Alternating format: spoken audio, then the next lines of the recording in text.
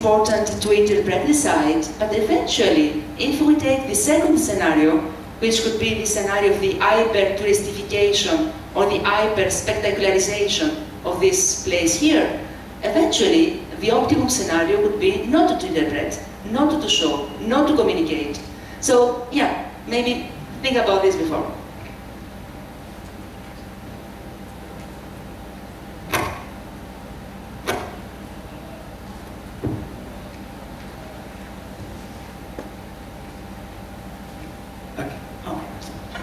I want to pick up on two quick points, one from Ian and one from Lynn. The peopling of archaeological sites, how do you make them look as though they are fully alive and operating interesting places that you feel as though you could slip yourself into and belong to that place, even surreptitiously? And it seems to me that that's already available. If you go onto YouTube, there are lots of animations that are already available that begin to people's sites. Now, some of them are produced by Hollywood. And I'll just give you an example. When I was last at the Colosseum, I saw a group of New Zealand backpackers watching Gladiator on YouTube on their iPhones as they stood in the Colosseum. What they were getting was a complete reconstruction of the Colosseum, the lively use of the place. They were animated in their interaction with it. That was not produced by the site, it's not authorised by the site, but it's freely available. Now, we can have a big debate whether or not Hollywood reconstructions come anywhere near the type of historical accuracy that we might desire. But the reality is that's how people are using the sites. Monash University in Australia has already done a small animation of Ayutthaya which shows exactly the same thing.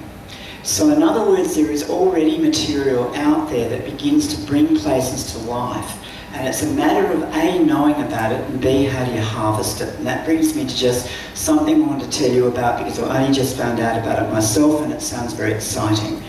Hong Kong University, City University, has been doing some very advanced digital work regarding heritage. They've been working up at the Magao Caves. It's a group called Live. And one of the things that they are doing is what they call e-harvesting. They're developing a technology by which it will be possible for individual heritage sites to use this technology to harvest everything that's already on the web that pertains to their site.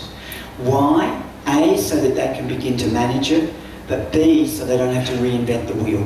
And they can begin, therefore, to repackage some of this stuff for people who visit these sites. I'm increasingly reluctantly reaching the stage of believing that the future of cultural heritage is a digital future where we will no longer be able to make a division between the real and the digital. They will be entities that are so entwined that it will be silly to keep them separate. And I think we're already beginning to see this in the way in which users are using sites and their smartphones across the planet.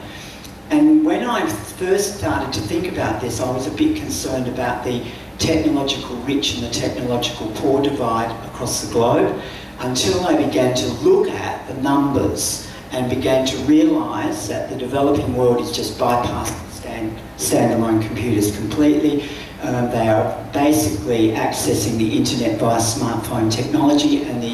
the growth of smartphone technology is massive in this part of the world. So it won't be long before visitors will arrive at sites with more technology in their pocket than the site itself has in terms of digital power. Maybe we've already reached that point. So I'm just throwing this in because I think thinking about the future and thinking about ways we can start to bring certain strands and ideas together. Maybe it's through digital platforms, but I have to say, I say this from somebody who's a technophobe, and everybody who knows me knows I don't own a smartphone, I don't have a Facebook account, but I can see the writing on the wall. Right, Dr. Taylor, right, something to say, go ahead. Yeah, I've been reflecting upon this tremendous breadth of input and ideas we've gotten, and a lot of brilliant ideas, and I've not disagreed with a single thing, just fabulous things. So I'm reflecting upon, well, if I'm in the Sukhothai region, anyway, a policymaker, an influence maker, what can we do more immediately in the next year or two, as opposed to all these fabulous things that some of them might take 10 years to develop, and all of them should be done, or at least, I mean, not all of them should be done, all of them should be considered. But I just want to, throw up for discussion two potential things to consider, short-term and more immediate. And one is, Russell's comments, I think, are really spot on. Somebody showed me this week an app that, can show you around the area. And if that app is under development now in Thai language, and I think if that was developed in English, so much of what we talked about here, lack of signage, lack of connectivity, you could solve a lot, or improve a lot at least, with a mobile or smartphone app that Russell would be able to look at and suggests very well. So that's one thing. And the other thing I'm thinking about is... Just has to bring his granddaughter. Yeah, bring her granddaughter. I spend most of my time thinking about how to grow tourism in a sustainable manner. So that's one. The second is, as I reflect upon everything we've talked about and thought about the last few days, and I understand there was this a Thai village or something that was developed here that didn't work out very well to try to put the handicrafts in one location. And I would just hope that because that didn't work out, that idea is not lost. I think there's tremendous power to be had here to extend visitor stay, that right visitor who's coming here already, and move the average up from 1.7 nights per visitor to more than 2. And I think the best way to engage them is to give them good handicraft shopping experiences. So they need transport to get there.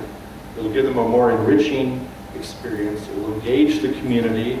It supports the culture, the traditions. It creates more jobs locally because people are buying local souvenirs instead of Chinese-made, mass-produced souvenirs. There's so much in the whole sustainable tourism realm about, engaging the visitor, extending the period, which, and then, and letting them buy local. And so I think if you look in the next 2 years at cracking that nut, fixing that problem of transport access, the guest houses and hotels are getting the guests from the hotels to the historical park. Nobody's getting the visitor to retail, to handicrafts. And I just think if you solve that soon, you're really going to do a lot about engagement, authenticity, revenue, so many aspects of sustainable tourism. Can I come in a little bit? We have one question from the next group.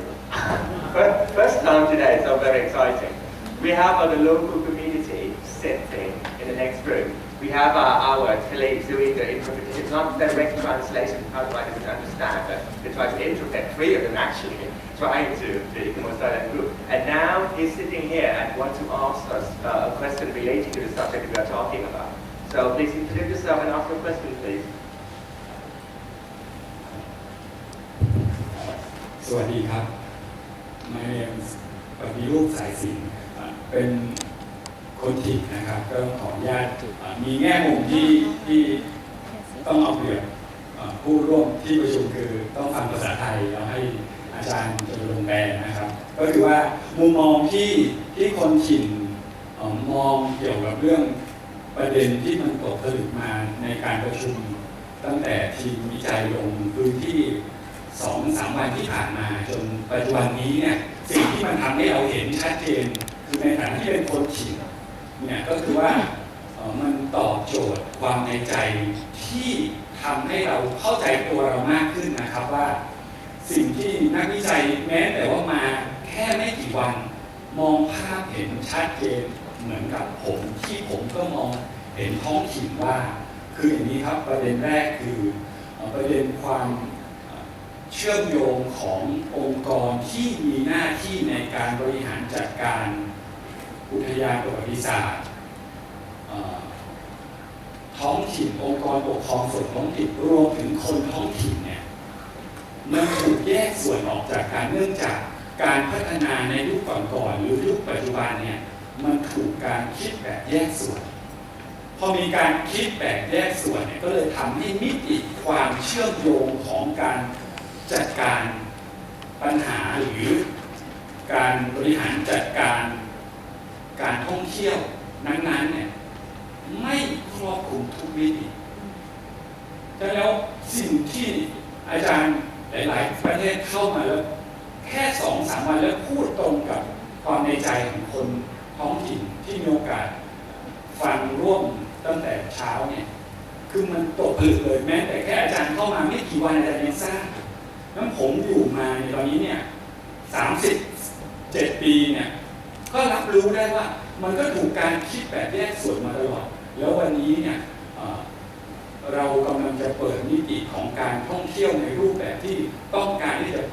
ให้มันเกิดความยั่งยืนในรูปแบบที่มันเป็นเครือข่ายเชื่อมโยงผมเชื่อในท้ายที่สุดมันต้องเป็นไปได้แต่ว่าระหว่างที่กำลังจะเปลี่ยนผ่านมันยากเหลือเกินมีการเราพูดคุยกันในกลุ่มของคนท้องถิ่นด้วยการรวมถึงผู้บริหารหน่วยงานย่อยๆมันก็เกิดความขาดตอนและต่อเนื่องตลอดเวลาการทำงานวิจัยหลายๆครั้งนะครับมีคนให้ข้อมูลอย่างอาจารย์อย่างทีมงานเยอะมากแต่มันมีแต่ planning มันไม่มี action no action คืออาจารย์มาเสร็จคือเราเข้าใจคนท้องถิ่นไหมรู้ไหมรู้เข้าใจไหมเข้าใจแต่ว่า